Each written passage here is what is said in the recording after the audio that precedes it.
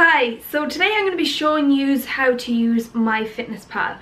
I'm going to make it as simple as possible because this tends to get complicated, or people make it out to be complicated very easily. So I'm going to go through it step by step and show you how to use it, why to use it, and then how it's going to help you track your food, your macros, your calories, that kind of stuff, which if you've gone through the rest of the coaching, you'll see that you're going to be tracking calories and macros. So this app is very useful for you. So the first thing I want to show you is where you're going to download MyFitnessPal. So MyFitnessPal can be downloaded in any app store, Android or iTunes, or sorry, Apple App Store. So what you're going to go into is, I'm going to have my screen up here to show you how I'm doing this. So you're going to go search MyFitnessPal, and there it is there. So that's the one that you're going to be looking out for, and I already have it downloaded, so I can't re-download it, but you can just click download and then it will end up on your screen, and it will be here. I have it at the bottom of my screen. So that's what the app's going to look like. I have it there because I usually open it up every day, so if it's something easy like that, you can just pull it down there. So I have I'm going to first show you how to set your goal, how to set your weight, your goal weight, and your macros. So this part here is usually a premium setting. So premium setting, you buy this and it's €10 monthly. Now personally I don't use it, I've only bought it for this video, but if it does help you, and it actually will help with your tracking and make it easier for the start of your tracking until you get more used to it, then premium is there for you to buy. So I'm going to show you first of all my premium settings. So here's my premium settings. Usually when you first download MyFitnessPal, it will actually open up and it will tell you to put in your weight, your goal weight, what your goal is. Like, is it fat loss, is it muscle gain, whatever. But I have none of that in, I don't use it. But if you do want to put it in and it's a way of tracking your progress, then you can do that. So I'll show you here. So for you it will open up straight away, but if you want to redo it or something changes, or you entered it wrong at the start, you can go to settings and you can go to goals. So I'm in goals here now, and you'll see that you can put in your starting weight here, so you can change it around. I don't do it, but if you want to use it, then you can do, that's your current weight again, and then your goal weight. So if you're trying to gain weight, if you're trying to lose weight, you can put that in there. Then you can say your weekly goal. So do you want to gain weight, 1 pound, blah blah blah blah, and then your activity level. So this here is for someone who actually doesn't really have macros and wants something to go by. But if you are on the coaching service, then there is no real need for this unless you want to use it as a way of tracking progress. But you will have the progress sheet to track your progress instead of MyFitnessPal. But it is there, and that is how you enter it. So then I just want to show you another useful tool. Now this is with the premium feature. So if this is something that will help you, then go ahead and get the premium feature. But if I go into, so I'm going down to the bottom here as more, my premium features, and we're going to go into so it says here macronutrients by the goal. So if I go into that, this is the macros that you are intending to hit. So with this is going to help you put in what your macros is, and then as you fill in food, you'll see it minus away and it'll tell you how much you've left macros wise to hit. But for me, I don't do it. I think it's just easier just to go onto my calculator or just minus it in my head. But if this helps, so say your calories are 2,100, so say mine are 2,300, you can then put in your macronutrients in by the percentages, 40%, 25%, whatever it is. then you can change it to the grams. So you can do percent or grams. You'll have it in grams. You'll have worked it out in grams. I tick it, and now it's saved. So now when I go down to my diary, I can go down, it'll tell me at the top there my goal, say my nutrition. If I go into nutrients, it will tell me that I have to hit 150 grams of protein. It'll tell me I have to hit 290 grams of carbs, and it'll tell me I have to hit 60 grams of fat. So that's what that is there for. So as you keep adding food, you'll soon see it like at the side there at the right, it'll say how much you've left. So it'll calculate that for you. Now we're going to talk about how to track food intake. So usually when you enter MyFitnessPal, you are on the main page like so. So how to get to your diary is down at the bottom, and you'll see it there is diary. So here is where you're going to enter your food. Now there's a few ways that you can do this, how to enter your food, and I'm going to show you the first way and usually the easiest way to do it. So if you click add food, and once this screen comes up, you'll see that there's a barcode on the top right hand corner. So you're going to go to the barcode. Now I've just picked up this protein cookie. I'm going to scan the barcode, and there it is. It comes up there. So it says 1 container. Now what you always do for this is always double check the back of the food that you're trying to track. So if everything is correct there, you can just tick it, and then that's in as your meal 1. And as you can see, it will tell you how much carbs that was. So it was 61%, it was 24% fat, and it was 15% protein. So that is how you add your food. Now another way, say if you don't have the barcode handy, you can add food and you can go search for a food. So how you do this is you take the name of it. So say the Lenny and Larry's cookie. Lenny. Now it's coming up for me as something I already recently used. So once you kind of keep using the same food, usually you won't have to do any of this. It'll just keep coming up in recents or frequent. So if kind of having the same breakfast, usually will come up as a frequent thing, and it's really handy to enter. So Lenny and Larry's cookie. Say we'll go for the complete cookie again, and here it is. So you can just check everything again, and you can add it. So you can use that for anything. You can use that for bread, whatever it is that you're trying to track. You can search it, and then just make sure you double check the nutritional value on the back of the packet, because sometimes it doesn't add up, and then you don't want to end up not tracking the right thing, and then it not you might be going over, you might be going under, whatever it is. So that is how you add food. You can do that with anything, and then once you've kind of added everything that you want, you can keep checking that you're getting closer to your macro goals, or how close you are to the macro goals. So if you scroll right to the bottom, you can go to nutrition, and then you can see it there. This will usually come up first, the macros.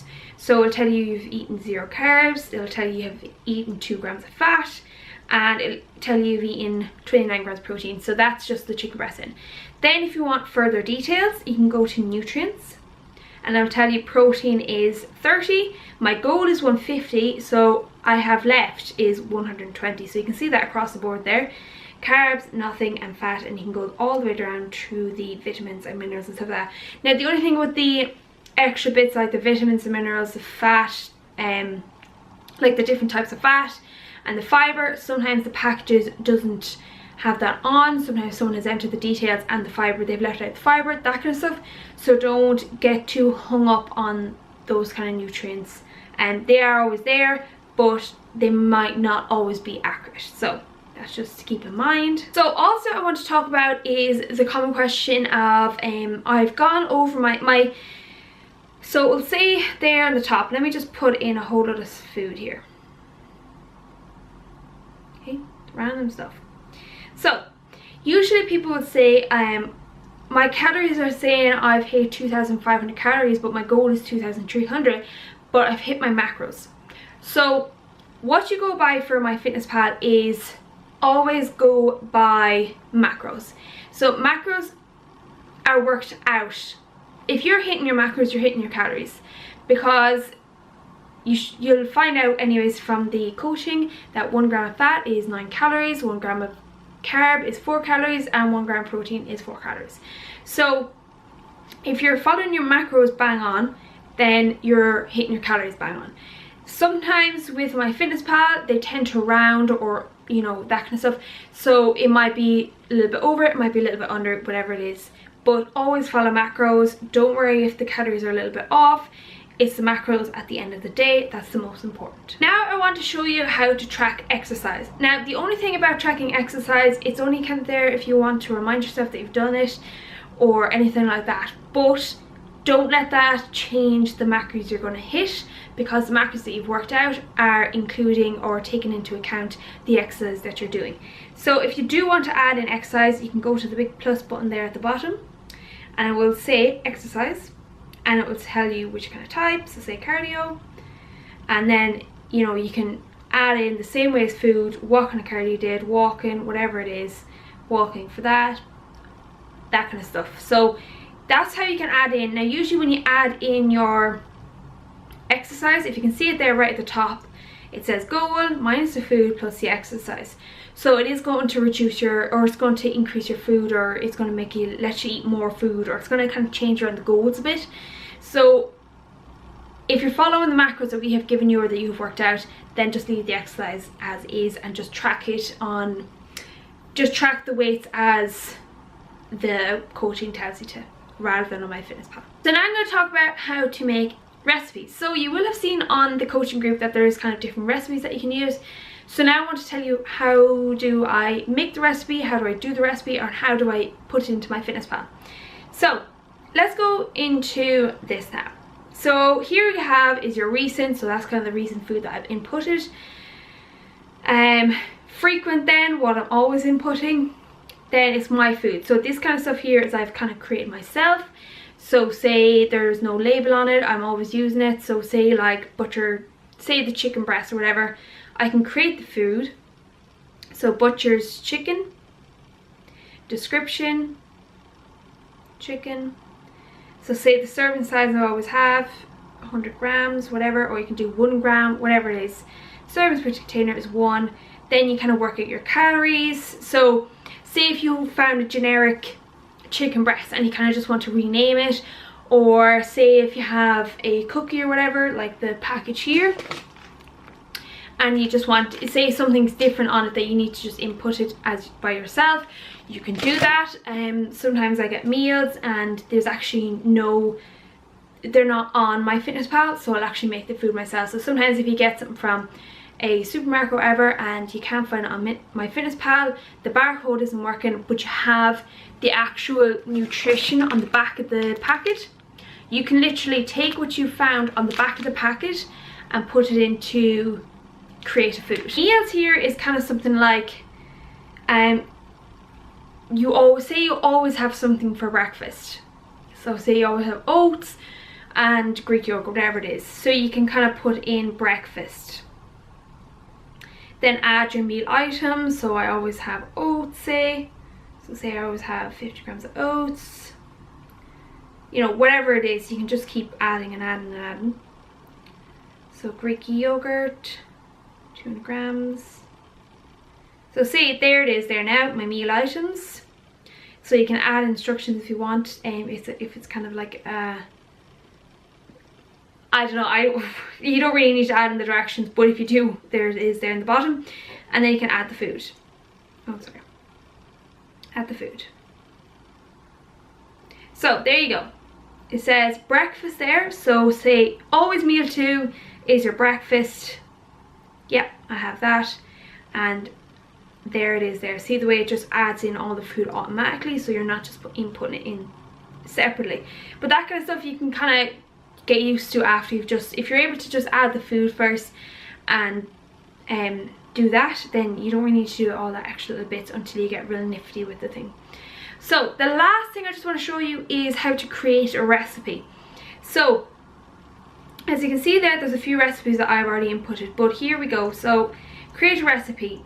Let's go enter ingredients manually. Right, we're making low carb pizza. I just want to show you what's the benefit of this, because it's literally adding in the same food as what we showed you if it's for one person.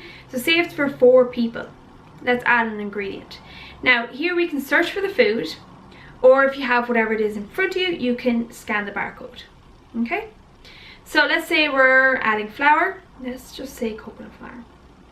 So we're going to change the serving size. I don't like to go by tablespoons. I usually like to go by, say, like, I don't like going by tablespoons because sometimes that can, I'd prefer if it was an actual gram. I think it's much more accurate. But if, you know, it's not really that big of a deal. Right, let's just go with the 2 tablespoons. So say for this recipe, it serves 4 people and it needs 10 tablespoons of coconut flour. So you put in 10 tablespoons. Oh, no, half, 5. You put in 5 tablespoons. You add it. Another ingredient, say egg. Say it needs 3 large eggs. Say it needs eggs, so just added 3 large eggs there. This is not going to be a low carb pizza, but I'm just trying to get across what I'm trying to do. Let's just put in cheese. So let's say, let's put in 100 grams of cheese. This is crazy, but it is. This is just random stuff. So you've added in all your ingredients, and the recipe says it serves 4 people, so we have that already done. So we have title, low carb pizza, serving 4 people. So we say save it, and there it is there. See, low carb pizza.